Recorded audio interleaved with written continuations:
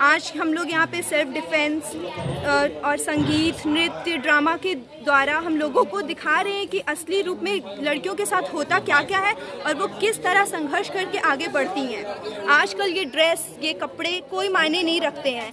अपनी सोच को बदलनी चाहिए। हमारी सोच मायने रखती है। हम आगे के रहेंगे,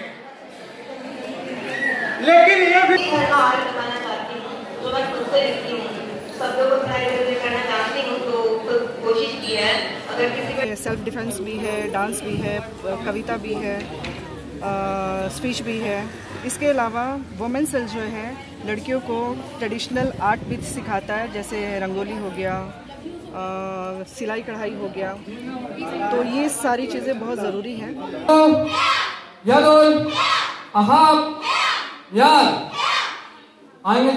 पेरेंट्स को मैं अनुरोध करना चाहूँगा कि लड़कियों को उनके अनुसार जीने दें और उसे किसी भी प्रकार के बंधन में लगे। लड़कियाँ इतनी ऊंचाई पर उड़ान भरना चाहती है जिसकी कोई लिमिट नहीं है। कहते हैं कि the sky has no limit.